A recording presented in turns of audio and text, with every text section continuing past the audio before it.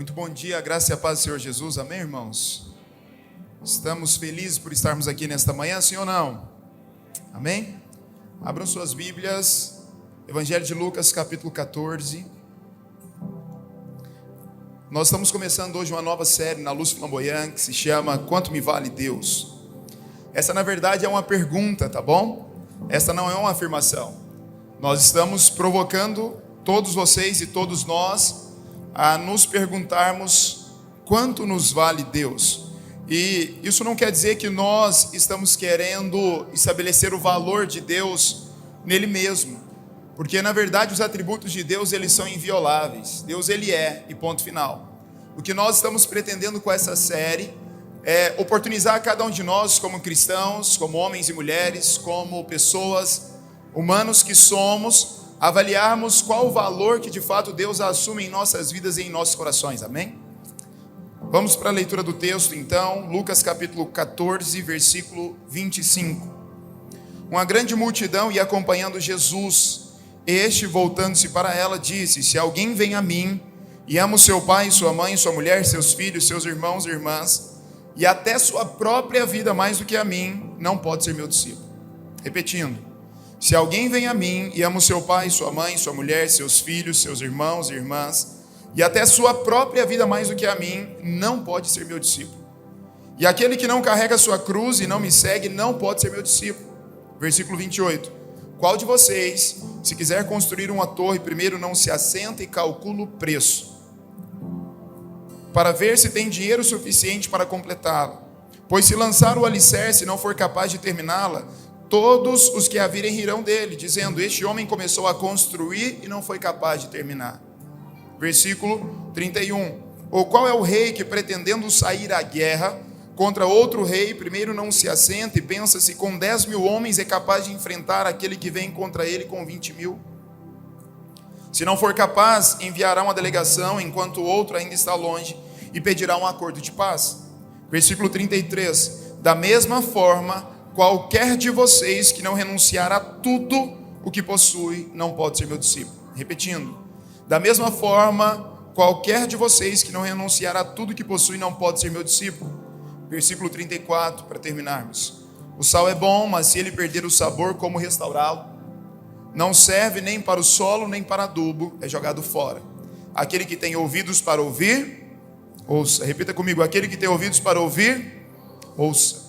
Feche seus olhos mais uma vez, vamos orar e pedir para que o Senhor fale conosco a partir da sua palavra nesse momento. Espírito Santo de Deus, obrigado por esse dia, obrigado por essa oportunidade que temos de cultuar o Senhor. Tu és o digno desse nosso encontro, Tu és o digno da nossa devoção, da nossa adoração, dos cânticos que oferecemos até então, das ofertas. Tu és o digno de tudo. E esta palavra é Tua, essa palavra não é nossa, a palavra não é sobre nós, é sobre o Senhor em nós. Por isso agora eu me coloco nas Tuas mãos, eu me dou ao Senhor mais uma vez e te digo: Paizinho, fale comigo e fale com os meus irmãos. Que a Tua palavra seja clara aos nossos corações, que nós tenhamos entendimento, revelação e a partir disso tenhamos posicionamento. Pai, eu oro pedindo para que nenhuma distração mais tome a nossa atenção a partir de agora. Pelo contrário, que nós estejamos focados naquilo que o Senhor quer ministrar a nós, em nome de Jesus. Amém. O tema dessa mensagem é: primeiro, Deus. Calculando o custo. Até o final dos anos 90, início dos anos 2000, nós ouvíamos muito nas igrejas cristãs evangélicas mundo afora, ouvíamos muito nos centros teológicos acerca de uma preocupação. A grande preocupação que era pautada era acerca do crescente número de pessoas que se dizem ateias. O ateísmo, ele vinha numa crescente muito grande. O ateísmo é a falta de crença numa divindade, de maneira simples. O ateísmo é a falta de fé em Deus, é a falta de reconhecer que Deus existe. E de fato o número de ateus, ele vem crescendo substancialmente. De fato o número de pessoas que negam a existência de um Deus, de um Senhor, de um Criador, de um dono de todas as coisas, isso é crescente. Prova disso é que se pudéssemos fazer um levantamento nesse auditório, neste momento aqui agora, muito provavelmente todos nós levantaríamos a mão de alguém que nós conhecemos, talvez um amigo, um familiar, talvez alguém bem próximo, talvez alguém não tão próximo, mas que nós conhecemos alguém que diz: olha, eu não acredito em Deus. Eu não acredito que existe um Deus que criou todas as coisas, que formou tudo do nada e que Ele é a essência, Ele é o começo, o meio e o fim. Muitas pessoas estão assim, isso é uma verdade. Mas nós estamos diante de um outro cenário nesse momento. Cenário esse que não começou agora, que ele é fruto do século XVII e século XVIII, que ao contrário do ateísmo, a prática que mais cresce entre as pessoas na humanidade é o deísmo. Vou te explicar. Diferentemente do ateísmo, o que mais cresce hoje é o deísmo. O deísmo é uma corrente filosófica que surgiu em meados do século XVII e XVIII, num percurso histórico chamado iluminista, em que alguns filósofos, dentre eles, se destacam na perspectiva deísta, Voltaire e Baudrillard, e eles começaram a dizer e afirmar: olha, existe um Deus. Existe de fato alguém que precisa ser explicado, inclusive pela razão. Porque esse momento histórico da humanidade, ele dizia que a razão, ela assumiria o grande protagonismo de tudo o que acontecia. Então, dentro desse percurso, esses filósofos, eles criaram essa corrente de pensamento, de ideias, e eles começaram a dizer: olha, de fato existiu um ser maior, um ser criador, um ser que está acima de todas as coisas, e que em determinado momento ele criou tudo que existe. Mas ao criar tudo isso, essa explicação se dá pela razão, e o encontro entre a razão e a natureza nos faz entender que depois que esse ser deísta, daí vem o deísmo, que eles não chamam e não reconhecem como nós reconhecemos Jesus, eles dizem: olha, a partir dessa corrente, as pessoas então passam a entender que houve uma criação, houve um Deus, houve um Criador, ele foi até importante, mas que depois disso ele se ausenta da humanidade e ele deixa de interferir na realidade da humanidade. Ele deixa de interferir nas nossas escolhas, nas nossas convicções, nos nossos propósitos, nos nossos comportamentos. Dentro dessa leitura deísta, passou-se a entender então que Deus, ele criou tudo e depois ele partiu. É como se ele voltasse para o seu lugar de origem e nos deixasse aqui na terra. E que até então nós estamos sendo geridos agora pelas nossas próprias escolhas, pela razão e principalmente pelas leis que dominam a natureza, as leis da física. E de fato, essa perspectiva, muitas vezes eu e vocês nunca paramos para avaliá-la. Mas nós muitas vezes vivemos, e alguns de nós vivemos como se nós estivéssemos vivendo dentro dessa lógica. Porque a lógica deísta, ela diz para nós: olha, Deus foi bom, Ele criou, Ele existiu, mas Ele agora nos deixou aqui e nós somos donos da nossa própria razão. E daí então nós nos tornamos protagonistas de nossa própria história. O resultado dessa corrente filosófica chamada deísmo é o que chamamos de antropocentrismo cultural. O que é o antropocentrismo cultural? É o momento no qual Deus é deslocado do centro da vida das pessoas e as próprias pessoas assumem o protagonismo das suas histórias. Estão me entendendo? O antropocentrismo, antropo vem de homem, centrismo, homem no centro, nós no centro.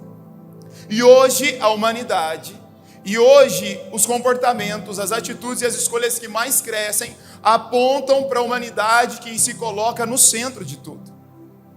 O deísmo, então, ele vem crescendo cada vez mais, porque os nossos dias, as nossas manhãs, as nossas noites, os nossos trabalhos, as nossas corridas diárias, elas são voltadas não mais para Deus no centro, mas para o homem no centro.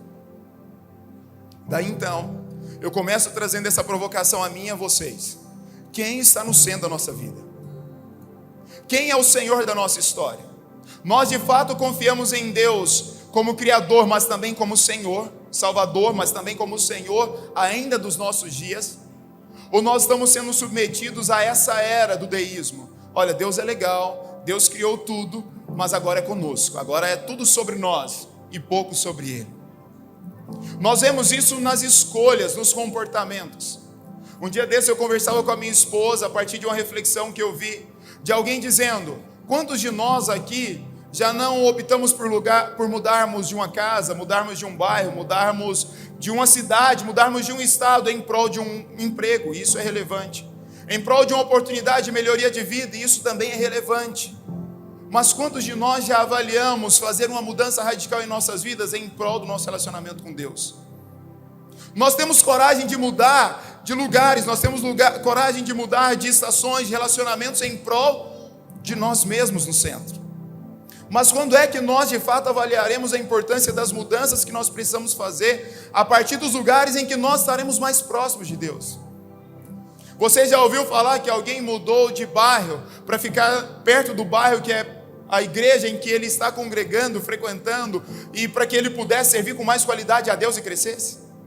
Você já ouviu alguém dizer que mudou de cidade, de estado, de país, para dizer, olha, eu estou indo para um outro lugar, porque lá naquele lugar eu sei que Deus me chamou, e lá eu vou crescer, eu vou florescer, e Deus vai continuar sendo o centro, mas Ele vai ganhar mais forma no meu coração? Isso não acontece com certa frequência. Sabe por quê?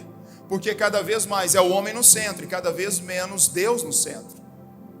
Esta série, então, ela vem nos provocar nesse sentido. E o próprio Jesus, ele deixou essa provocação. O texto que acabamos de ler, é um texto no qual Jesus está conversando com dois grupos de pessoas. Ele começa conversando com a multidão, mas que depois ele aponta para um outro grupo, que é o grupo dos discípulos, aqueles que irão se comprometer com ele. E de fato, durante todo o seu ministério, Jesus sempre tinha uma multidão que o seguia. De fato, durante todas as suas passagens e durante todas as suas paradas, nós sempre vemos relatos bíblicos de que tinha uma multidão seguindo a Cristo. Mas nesse momento aqui, ele não se contenta em falar para a multidão apenas, ele se contenta e ele tem como propósito maior falar para aqueles que querem de fato segui-lo.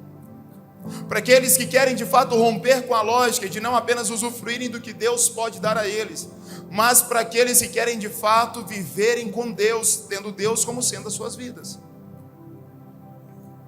A mensagem de Jesus ela era muito diferente, amigos. Jesus nunca baixou os padrões que ele havia estabelecido e que a palavra estabelecia. Jesus nunca modificou as condições a fim de facilitar para as pessoas. Pelo contrário, ele começa dizendo, amigos, parem tudo que vocês estão fazendo e vamos calcular o preço. Se eu pudesse fazer um desafio para nós, aqui estamos, eu te pediria agora, pega o teu celular, abra a calculadora e coloque aí, digite aí qual o valor que Deus vale na tua calculadora. Qual o valor que nós damos a Deus? Porque Deus é Deus, mas qual o valor que nós confiamos a Deus? Aqui eu não estou falando de religião, amém? Eu estou falando de Deus, de Jesus Cristo como Senhor e Salvador. Aqui nós estamos buscando romper com essa lógica humana e antropocêntrica de que o homem é o centro de todas as coisas, que tudo tem que ser em volta de nós mesmos. Eu estou falando sobre pensarmos, avaliarmos e decidirmos mais uma vez colocar Jesus como centro da nossa história. Eu não estou negando a importância de todas essas outras razões. É extremamente importante nós sim vivermos atrás de melhores condições, de melhores empregos, de melhores trabalhos, de melhores relacionamentos. Tudo isso é válido, tudo isso Deus tem para nós. Mas isso precisa ser resultado das nossas escolhas fundamentais. Essa é uma série de mensagens que quer nos trazer para fundamentos básicos, mas essenciais para a vida cristã. Quantos dizem amém comigo? Nós não podemos ser como aqueles que não calcularam o preço. Então hoje eu te convido para você, durante esse mês conosco, pegar a sua calculadora espiritual e ter coragem de colocar no papel o preço de seguir Jesus. O preço de fato não querer viver numa perspectiva deísta, tampouco ateísta, mas viver numa perspectiva cristã e evangélica, na qual Jesus Cristo é o Senhor e centro da sua vida, da sua história. É a partir disso que nós não mais viveremos para nós, não mais caminharemos no que achamos ou como tem que ser. Quando vivemos dentro dessa perspectiva, nós precisamos assumir alguns compromissos. O primeiro é o entendimento de que Jesus não negocia o lugar dele com ninguém. Por vezes, quando voltamos para esse texto base que lemos, principalmente lá no versículo 26, se alguém vem a mim, ama o seu pai, sua mãe, sua mulher, seus filhos, seus irmãos e irmãs, e até sua própria vida mais do que a mim, não pode ser meu discípulo. Eu não sei vocês, mas eu já vi muitas vezes, inclusive dentro dos meios de comunicação, ou a partir das redes sociais, ou até mesmo dentro das universidades, das escolas, pessoas questionando Deus e o seu amor pela humanidade, porque está dizendo, olha, como que esse Deus é um pai amoroso, um pai bondoso, que vocês defendem ele, e ele diz que a família é o projeto de Deus, mas por que ele está dizendo que você tem que deixar o pai, a mãe e os irmãos para segui-lo? De fato, nos tempos de Jesus, esse era um convite específico. E ele continua sendo um convite específico para nós.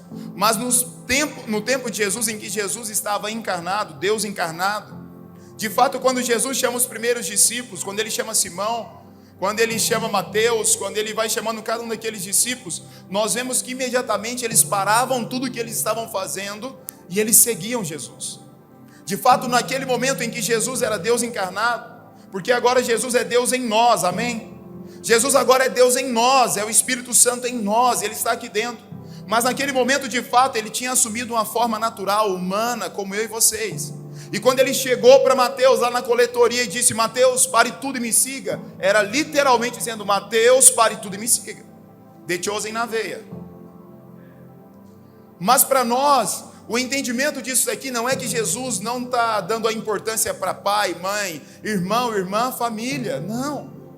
Ele é a base e a estrutura maior para as nossas famílias. Ele foi quem projetou e sonhou com as famílias. Mas sabe o que Jesus estava querendo dizer para aqueles irmãos, para aquela multidão que o seguia e para aqueles que desejavam ser discípulos e não apenas multidão? É que, meus amigos, de fato, nem pai, nem mãe, nem irmão, nem esposo, nem esposa, nem cachorro, nem papagaio, nem periquito, nem empresa, nem a sua própria vida pode ser mais importante que eu na sua vida. Meus irmãos, existe um lugar de exclusividade que não pode ser assumido por ninguém em nossos corações, que é o lugar de Deus.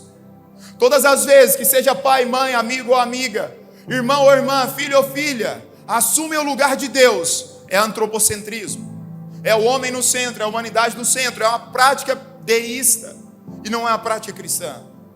Porque Deus não negocia o lugar dele nos nossos corações.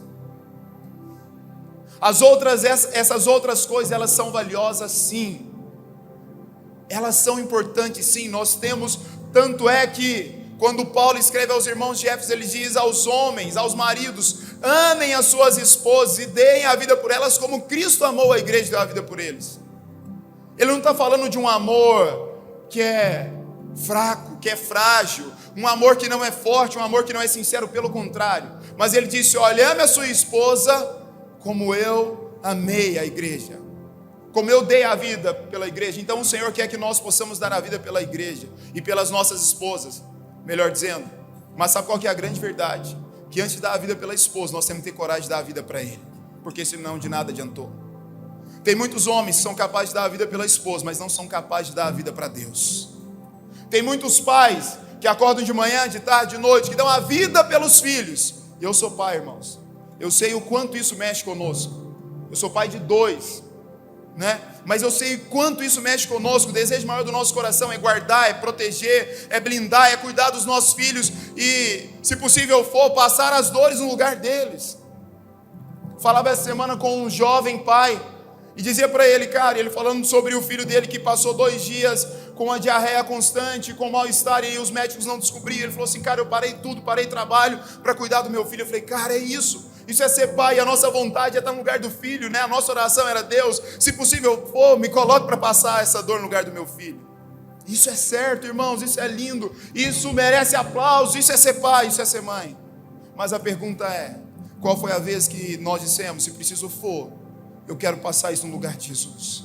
Se preciso for, eu quero viver e morrer pela causa de Cristo. Se preciso for, eu dou meu tudo, e até tudo que eu não tenho, aquilo que ainda me falta, mas eu dou pelo Senhor. Quando Jesus diz isso, irmãos, é como se ele estivesse tentando cravar no coração da humanidade: olha, qual o valor que eu tenho na vida de vocês? Era como se ele estivesse dizendo: qual é o diamante que está dentro do coração de vocês? São os seus negócios, são os seus relacionamentos, são as suas emoções, são os seus sonhos, seus projetos. E ele em momento algum disse que não, isso não era importante. Ele só disse: aquele que ama a sua vida, ou seu pai ou sua mãe, mais do que a mim. O mais tem um segredo aí. É o mais. O Senhor, ele não negocia o lugar dele, irmãos. Existe um lugar que é um lugar que só Deus pode ocupar. A grande queda começa não com Adão e Eva. A grande queda começa quando Lúcifer tenta ocupar o lugar que era de Deus. Sabe qual que é o problema nosso? Que muitas vezes nós damos espaço para coisas que são até importantes, até relevantes, mas que têm ocupado o lugar de Deus para nós, em nós. Eu não estou falando apenas de pecado, daqui a pouco eu vou falar disso. Eu estou falando sobre permitirmos que coisas legítimas, estão me entendendo? Coisas valiosas, coisas importantes, coisas que nós devemos nos dedicar, coisas que nós devemos nos envolver, que nós devemos dar o nosso melhor, mas quando essas coisas assumem o protagonismo e o lugar que é somente de Deus. Jesus foi papo reto com aqueles que queriam sair do grupo da multidão e serem discípulos e seguidores dele de fato. Vocês querem me seguir mesmo? Vocês estão vindo atrás de mim e querem me seguir? Ou vocês querem somente aquilo que eu tenho a oferecer, milagres, sinais e maravilhas? Porque se vocês quiserem me seguir, vocês vão ter que aí deixar algumas coisas em segundo plano, porque eu não negocio o primeiro plano. Eu não negocio o primeiro lugar. Seguir a Cristo é deixar todas as outras coisas em segundo plano. Essa é a verdade. Por isso que ele perguntou, calculem o preço. Nós estamos nessa série ajudando vocês e a nós mesmos a calcularmos o preço. Nós queremos ter coragem de colocar no papel e de tomarmos decisões coerentes. Jesus nunca quis e ele não quer tampouco agora fãs histéricos. Pessoas que estão levadas por uma onda. Agora é onda ser cristão evangélico. Não. Ele quer saber se nós estamos calculando o preço e de fato queremos isso. Porque quando não calculamos o preço, nós corremos o risco de passar vergonha. Nós corremos o risco de não terminarmos a obra que começamos. Nós corremos o risco de começarmos a construir uma bela torre, mas pararmos ela no meio. Por isso que ele usou duas parábolas para aqueles que estavam na multidão e que queriam segui-lo. A parábola de um construtor que vai construir uma grande torre e que ele precisa analisar se ele tem recursos, se ele tem condições e se ele tem material humano e recursos necessários para construir aquela torre para que ele não passe vergonha. Mas ele usou também de uma outra parábola, falando sobre um grande rei que vai para uma guerra e que ele precisa avaliar se com apenas 10.000 soldados ele vai conseguir guerrear contra outro povo que vão ter 20.000 soldados. Nós não podemos dizer que somos cristãos se não o somos de fato. Nós não podemos caminhar sem de fato entender que o que Jesus mais quer de nós é ser o primeiro em nossas vidas, antes de mais nada. Ele quer que de fato nós possamos deixar que Ele ocupe o lugar que Ele merece ocupar. O que Ele quer de fato é que nós possamos distingui-lo de todos os outros. Sabe o que é distinguir alguém? É olhar para alguém com um olhar diferente, é isso que Ele quer mesmo. Ele quer que nós possamos distingui-lo de qualquer outra coisa, inclusive de nós mesmos dentro de nós. É isso que Ele quer. Ele quer que nós possamos dar a devida honra que é somente a Ele. A honra, a glória é somente dEle. É tudo dEle, é por Ele, é para Ele. E muitas vezes nós estamos, é tudo dEle, mas é tudo por nós e para nós. Nós até reconhecemos, essa é a perspectiva deísta. Tudo começou com Ele, mas é tudo por nós e para nós. Isso não é cristianismo, isso é deísmo. Se parece, mas é uma confusão filosófica e que na verdade tem tirado pessoas daquilo que é a verdade do Evangelho de Jesus. Nessa perspectiva ainda, segundo, se primeiro nós precisamos distinguir o Senhor e dar a Ele o devido valor, como resultado disso nós precisamos segui-lo com todas as nossas forças. Nós precisamos segui-lo com todo o nosso entendimento, com todo o nosso vigor e com toda a nossa disposição de coração, de mente, de alma. O texto continua dizendo para nós, e dessa forma então nós precisamos em segundo lugar, renunciar ao pecado, isto é, ter uma atitude de arrependimento. Pessoas que calculam o preço do que é ser discípulo e seguidor de Jesus, são pessoas que de fato renunciam ao pecado. Meus irmãos, o pecado precisa ser renunciado em nossas vidas. Nós não podemos negociar com o pecado, tampouco a tentação. Nós não podemos fazer de conta que somos cristãos se de fato não houve conversão, mudança e arrependimento em nossa trajetória de vida. Nós não podemos nos contentar em sermos os mesmos que éramos antes de nos encontrarmos com Ele, antes de nos relacionarmos com Ele. Qualquer um de nós que entramos em qualquer tipo de relacionamento, seja entre amigos, seja um relacionamento profissional, ou seja um relacionamento amoroso, qualquer um de nós influenciamos e somos influenciados nessa relação. Por que que por vezes nós nos damos ao relacionamento com o Senhor e não permitimos que Ele ganhe tamanha forma em nós, que Ele nos influencie a abandonar os nossos pecados, que alguns chamam de pecados de estimação? A vida cristã, ela requer de nós, sim, arrependimento constante. Ela requer de nós, sim, mudança clara de pensamentos, palavras, atos e hábitos considerados errados. E na boa, irmãos, todos nós aqui sabemos quais são os pecados que nos rodeiam. Nós sabemos. As crianças, por mais novas que sejam, com 3, 4 anos, elas já começam e elas já têm entendimento claro de situações que aparentemente nós achamos que elas não teriam. Como que nós, se aqui estamos nesse auditório, não sabemos o que é pecado? Nós sabemos. Nós sabemos o pecado que tenazmente tenta nos prender. Nós sabemos os lugares, os embaraços que o diabo tem colocado no nosso caminho para tirar Deus do centro e colocar outras coisas no centro. Nós sabemos daquilo que nos distrai, daquilo que nos enfraquece.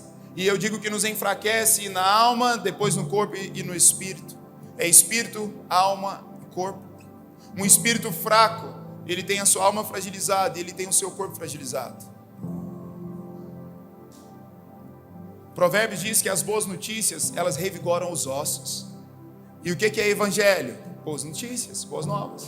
Sabe o que mais vai revigorar os nossos olhos? É a palavra de Jesus Cristo. O que mais vai revigorar, eu não estou dizendo que nós não devamos nos atentar para outras práticas naturais. Elas devem sim. Nós devemos cuidar do nosso corpo, devemos cuidar da nossa alimentação, devemos treinar, e tudo isso é relevante, é fundamental para nós podermos oferecer um culto inteligente, perfeito e racional ao Senhor. Mas eu estou dizendo sobre nós entendermos que nós precisamos abandonar os pecados que tenazmente nos rodeiam. Nós precisamos, como cristãos, ou como pessoas que param para ouvir a mensagem e acreditam em Deus, em Jesus, nós precisamos decidir cortar o que precisa ser cortado. Hebreus capítulo 12, versículo 4, fala sobre nós suarmos até gotas de sangue nessa luta. Nós precisamos ter coragem, irmãos, de arrancar o que tem que ser arrancado dos nossos caminhos e das nossas vidas. E arrancar muitas vezes não é fácil, ou na melhor das hipóteses, quase nunca vai ser fácil. Tanto é que arrancar é tão difícil que hoje não se usa o termo mais arrancar o dente, para ficar mais caloroso, vamos extrair o dente. Você chegar para uma criança e falar assim: eu vou arrancar o dente. Meu Deus do céu, o moleque sai correndo, tropeçando, caindo tudo. Agora chega odontopediatra, a tia vai extrair o seu dente. E aí vem com toda uma estratégia. Irmãos, de fato, nós temos que extrair algumas práticas, mas na boa nós precisamos arrancar de uma vez por todas. Tem coisa na nossa vida que nós precisamos arrancar. Tem hábitos, tem palavras, tem pensamentos, tem atitudes, tem relacionamentos que eles precisam ser arrancados de uma vez por todas. Porque quem diz que Deus é o primeiro tem que ter coragem de abandonar e tirar tudo que tem tomado o lugar dele. Talvez seja um vício, talvez seja um convite, talvez seja uma amizade, talvez seja um ambiente que você vai ter que arrancar da tua vida se você diz que o Senhor é Senhor da sua vida de fato. Tem que ter coragem para arrancar. Terceiro, quando nós avaliamos o preço, o custo e entendemos que queremos colocar Deus em primeiro, nós precisamos renunciar aos nossos desejos egoístas. O ego, irmãos, ele bate a porta de todos nós. Quem disser que não bateu na sua porta, provavelmente ele está batendo agora. Porque os desejos egoístas diz respeito a olharmos para nós mesmos. E eu quero mais uma vez dizer, nós temos que olhar para nós sim. O problema é quando nós olhamos mais para nós do que para Ele. O problema é que quando refletimos a nossa imagem, refletimos mais a nossa imagem do que a imagem dele. Nós precisamos, para seguir Cristo, nós precisamos renunciar aos desejos egoístas. Nós precisamos ter a coragem de entregar a Cristo o direito da nossa própria vida. O que Jesus estava dizendo para aquela multidão e para aqueles que decidiriam segui-lo é: vocês precisam ter a coragem de entregar o direito das suas vidas a mim. Sabe o que é isso, irmãos? Isso não é fácil. Foi o que Abraão fez com Isaac. Eu decido pegar o meu Isaac e entregar o direito de Isaac a Deus. Vocês estão me entendendo? Isaac era problema na vida de Abraão, sim ou não? Claro que não. Isaac era promessa, era bênção de Deus. Mas quando Deus pede ao Senhor, Isaac, sabe o que Deus estava pedindo? Não era o corpo natural de Isaac. O que Deus estava pedindo era o coração de Abraão. Deus hoje talvez vai pedir Isaques para ti e para mim. E a pergunta é: o que ofereceremos a Ele? Como subiremos ao altar? O que levaremos até Ele? Qual a disposição do nosso coração? Renunciar os desejos egoístas é o que Jesus disse nesse texto que lemos, de Lucas 14. É negar a si mesmo, é tomar a sua cruz, é perder a sua vida. Negar a si mesmo não é não dar importância assim, mas é entender que antes de você, é Ele em você. O apóstolo Paulo, entendedor disso e vivendo essa realidade, ele disse: já não sou eu quem vivo, mas Cristo vive em mim. O que o apóstolo Paulo estava dizendo não é que ele deixou de viver, irmãos. Paulo viveu, Paulo andou, Paulo construiu tendas, Paulo saiu de um lugar para outro, Paulo fazia viagem, Paulo pegou tempestade, Paulo quase foi picado por uma cobra, Paulo passou por tudo isso, ele não deixou de viver, irmãos. O que ele estava dizendo é: já não é mais o meu direito que eu quero viver e que eu escolhi viver, é o direito de Cristo em mim.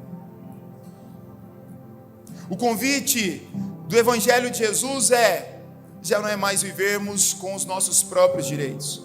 Por isso, se alguém te odeia, ou se alguém se torna o seu inimigo, Jesus disse: eu não vou baixar o padrão.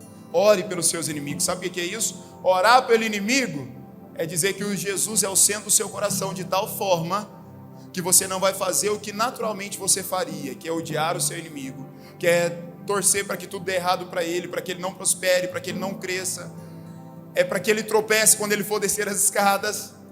Aquela coisa de criança, né? Ah, fulano de tal riu quando eu caí, eu vou torcer para ela cair dobrado depois na aula de educação física, quando a quadra estiver molhada. Isso é a nossa natureza humana.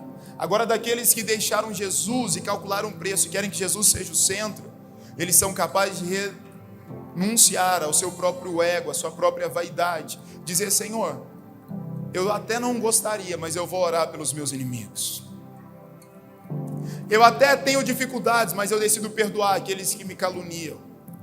Eu até sinto muito, mas eu decido abrir mão daquilo que talvez era meu direito, mas em prol do amor do Senhor, eu decido abrir mão. É negar a si mesmo, é tomar a cruz. Sabe o que significava quando alguém estava carregando uma cruz nos tempos de Jesus? Era alguém reconhecendo: eu estou condenado e eu vou pagar o preço pela minha condenação. Quando nós tomamos a nossa cruz, é na verdade dizer: eu estava condenado, mas alguém já pagou o preço, então eu decido seguir a esse que pagou o preço em meu lugar. Perder a sua vida.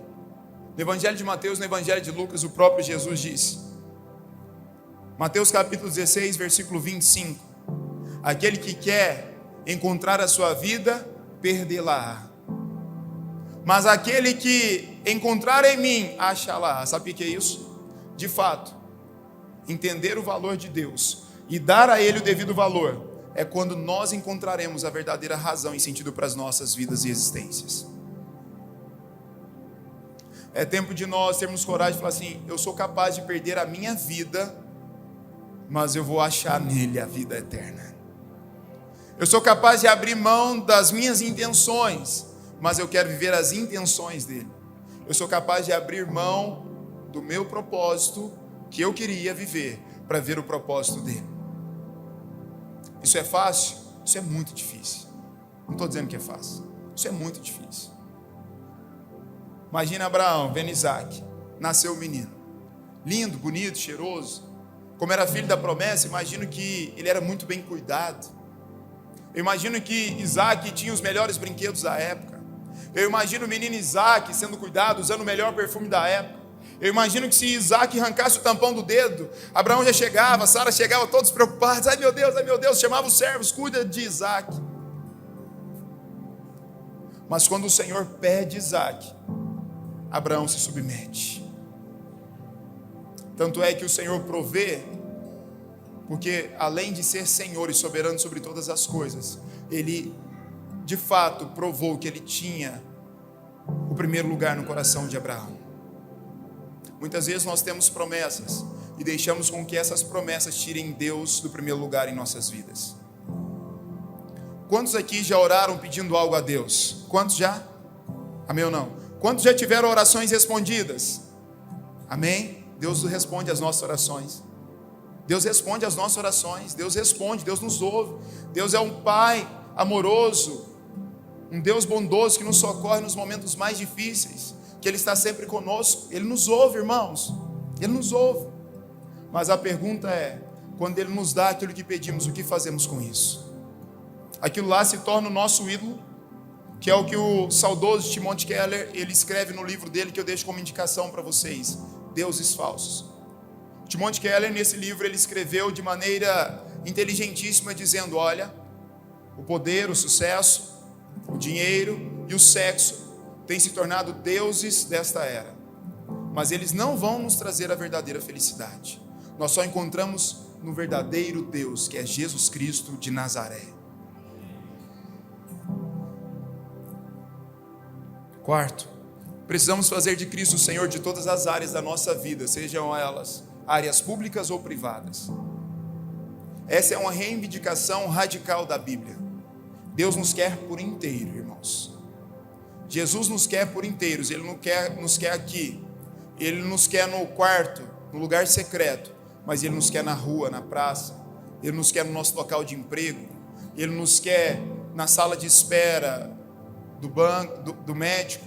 Ele nos quer na fila do banco, apesar que hoje é quase tudo digital, mas Ele nos quer. Ele nos quer quando estamos só nós e Ele, mas Ele nos quer quando estamos nós e os outros. Nós dissemos o valor de Deus para nós com a forma como nós nos revelamos aos outros.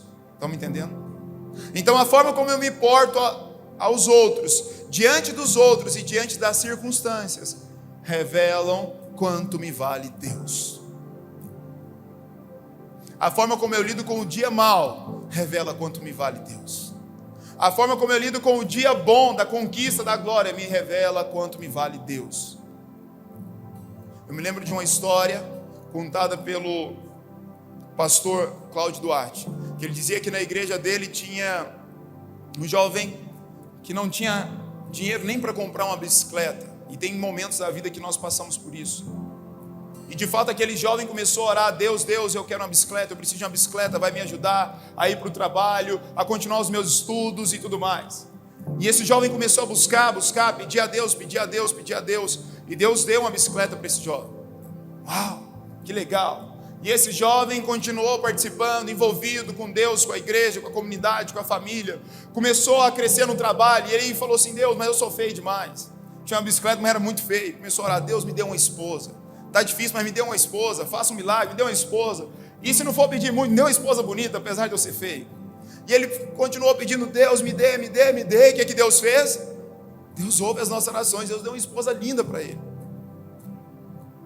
Mas aí quando Deus deu uma esposa linda para ele, ele falou assim, oh Deus, Tu és maravilhoso, obrigado por tudo. Agora eu vou pegar a minha esposa e vamos nós dois viver a vida. E ele se esqueceu que o primeiro lugar era o lugar de Deus. Não são somente decepções que tiram Deus do centro. Momentos de êxtase também tiram Deus do centro. Cuidado.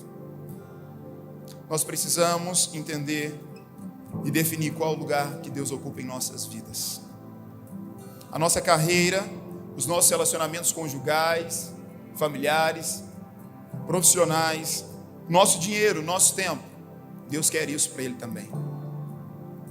Quando o Senhor disse no Evangelho de Mateus, capítulo 6, sobre o fato de ninguém poder servir a dois senhores, ou Deus ou o dinheiro, Ele não estava negando a importância do dinheiro. Prova disso é que a Bíblia fala por muitas vezes sobre o dinheiro e sobre a importância do dinheiro. Ele estava falando sobre o tesouro que estava no coração das pessoas, que era mais o dinheiro do que ele mesmo. Nós precisamos avaliar como temos gerido as nossas carreiras.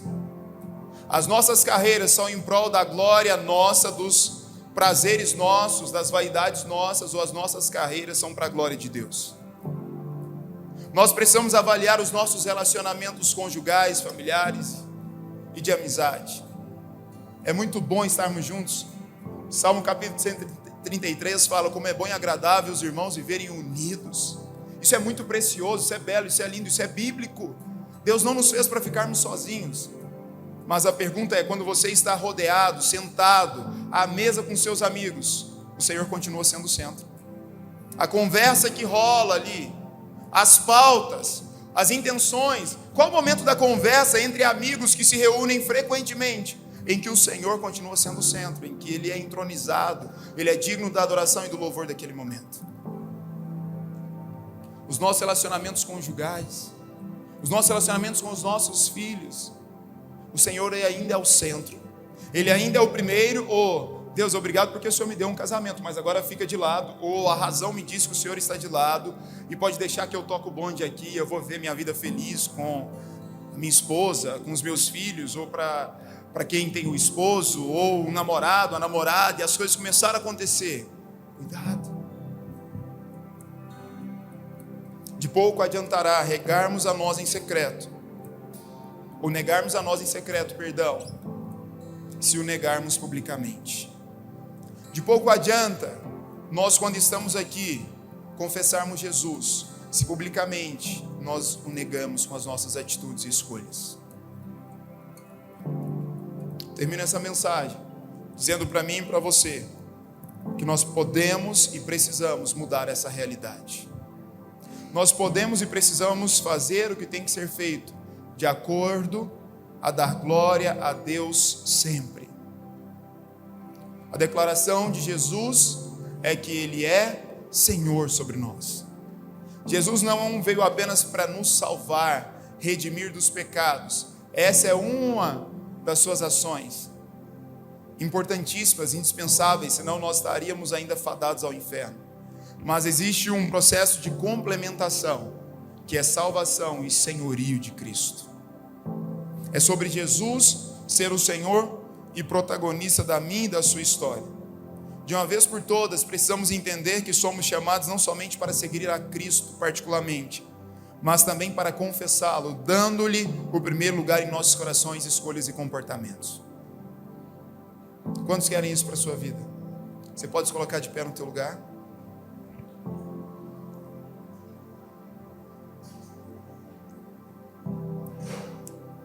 Observem, em momento algum Jesus disse: siga a minha religião. Em momento algum Jesus disse: se prenda aos dogmas, às doutrinas, ainda que existam doutrinas na fé cristã, graças a Deus por isso, que são base e fundamentos.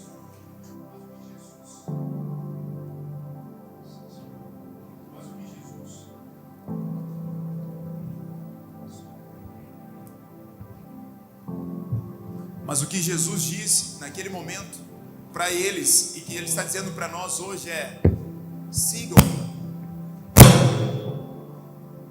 O convite dele é: sigam-me. É sobre segui-lo. E eu só sigo alguém que está à minha frente. Talvez todos nós já passamos por aquela circunstância em que você não sabia o caminho para ir para determinado lugar. Talvez isso vai acontecer hoje. E hoje nós temos o Waze, temos o Google Maps que nos ajuda. Mas antigamente não se tinha isso. Então quando eu queria, por exemplo, sair para um determinado lugar, e quando eu não tinha esse recurso de um mapa tão facilmente acessível, o que eu fazia? Eu perguntava a alguém que ia para aquele lugar, e eu falava assim: eu posso te seguir? E quem está seguindo faz o quê? Vai atrás. Alguém que não sabe o caminho não pode tomar a dianteira e ir à frente. Você tem que ficar atrás e dizer: eu vou seguir quem sabe o caminho. Por isso o convite de Jesus foi: tome a sua cruz, negue a si mesmo e siga-me. É sobre Ele ser o primeiro sempre. É sobre Ele tomar a dianteira sempre. É sobre ouvirmos dele primeiro sempre. Provérbios 16:3, o texto bíblico diz: consagre a Deus todos os seus planos, e eles serão bem sucedidos. Antes de consagrar e de apresentar, a muitas pessoas são importantes. que você consagre a Deus os seus planos e projetos. Provérbios capítulo 3, versículo 5 e 6, o texto diz: não se apoie em seu próprio entendimento, mas antes, na versão Nova Bíblia Viva diz: coloque Deus em primeiro lugar em seus caminhos e Ele endireitará as suas veredas. Sabe o que é endireitar? É pegar o que estava torto, perdido, sem rumo e colocar no prumo. O que Jesus quer para mim e para vocês é endireitar as nossas veredas, irmãos. Essa série é sobre pegar o que está torto e endireitar. É sobre pegar o que está bagunçado e organizar. É sobre pegar o que está fora do lugar e trazer para o devido lugar. Mas isso só é possível quando nós seguimos aquele que é o único capaz de tomar a dianteira da nossa história. Isso só é possível quando Ele de fato for o protagonista das nossas vidas e das nossas histórias. Não por acaso, Ele mesmo escreveu, ou Ele mesmo diz, perdão, e Mateus registrou, Mateus 6,33: buscai em primeiro lugar o reino de Deus e a sua justiça. E o que vai acontecer? As outras coisas, diga comigo, as outras coisas vos serão acrescentadas. Irmãos, o convite agora é sobre buscarmos e nos apoiarmos naquele que tem que ser o primeiro. É sobre buscar o reino de Deus em primeiríssimo lugar. É primeiro mesmo. É um lugar inegociável. É uma posição inegociável, irmãos. É uma distinção que nunca vai ser igualada. Não queira igualar-se a Deus. Não queira aproximar-se do lugar que somente Deus, e não queira colocar ninguém no lugar que é somente Deus. Não vale a pena colocar nossa carreira, nossos relacionamentos, nossos sonhos, nossos projetos a despeito das nossas próprias intenções. É hora de nós termos coragem de falar assim: Senhor, eu me rendo, eu me dou e eu te entrego. Deus, eu pego inclusive os meus medos e eu dou eles todos nas tuas mãos. Quantos já tiveram circunstância de medo, de aflição? Possivelmente todos nós em algum momento. Que tal se até nos momentos de medo nós pegarmos e dizermos: Senhor, até os meus medos eu coloco eles diante do Senhor em primeiro lugar. Até as minhas aflições eu coloco elas diante do Senhor em primeiro lugar. Eu quero o Senhor primeiro. Sabe por quê? Porque senão nós vamos ser sal sem sabor. Quem tem ouvidos, ouça.